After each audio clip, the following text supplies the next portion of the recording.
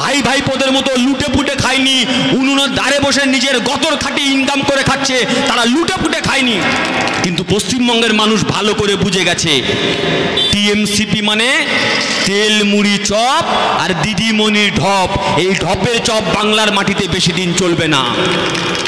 তাই তো বেকার যুবকরা রাস্তায় নামছে। এই দেখলেন না গতকালকে 26,000 শিক্ষকের চাকরি চলে গেছে। সবে সুপ্রিম কোর্টে হাইকোর্ট বললো, কোর্টে কেস হলো, কে অযোগ্য কে যোগ্য চিহ্নিত করুন।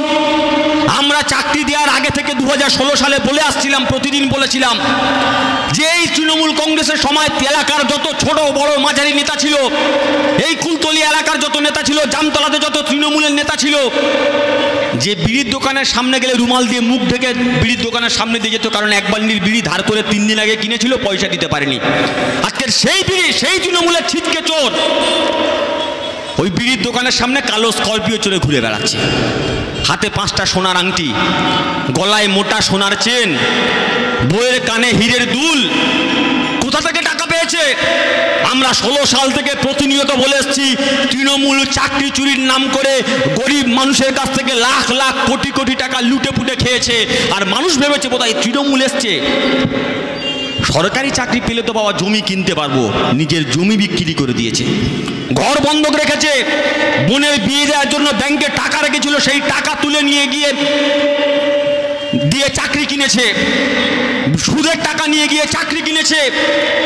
আজকের যখন কোর্ট বারবার করে বলছে কে যোগ্য কে অযোগ্য তাদের লিস্ট দিন, সরকার বলছে আমাদের কাছে লিস্ট নেই। আচ্ছা, আপনাদের কাছে লিস্ট নেই? জানি না মমতা ব্যানার্জির কাছে লিস্ট আছে কিনা, কিন্তু আমি কুলতলিতে নাম নেব না, নাম নিলে ভাইরাল হয়ে যাবে।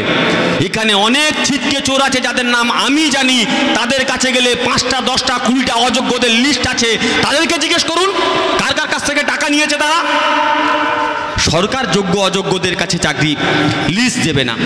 হাইকোর্টে গেল, হাইকোর্টে কেস হলো, হাইকোর্টে দিতে পারলো না, কেস সুপ্রিম কোর্টে গেল, সুপ্রিম কোর্টে দিতে পারলো না, সুপ্রিম কোর্ট একটা কলমের খোঁচাতে 26,000 চাকরি চলে গেল। বলতো তোমরা যখন আলাদা করতে পারছো না তাহলে সবার চাকরি চলে গেল। আমরা সেদিন বলেছিলাম সুপ্রিম কোর্ট রায় দিয়েছে 26,000 চাকরি চলে গেছে, আর 26-এ বাংলার মানুষ যদি রায় দেয় নবান্নে ম্যাডামেরও চাকরি চলে যাবে। আর সেই 26-এ রায় দেওয়ার জন্য বাংলার মানুষ প্রস্তুত হচ্ছে যোগ্য জবাব দেওয়ার জন্য। যখন চাকরি চলে গেল, নেতাজি ইন্ডোর স্টেডিয়ামে মমতা ব্যানার্জি সবাইকে ডেকে নিয়ে মিটিং করলো, বললো তোমাদের চাকরি আমি ফেরত দেব। তারপরে ওখানে ডেকে বললেন চাকরি তো আমি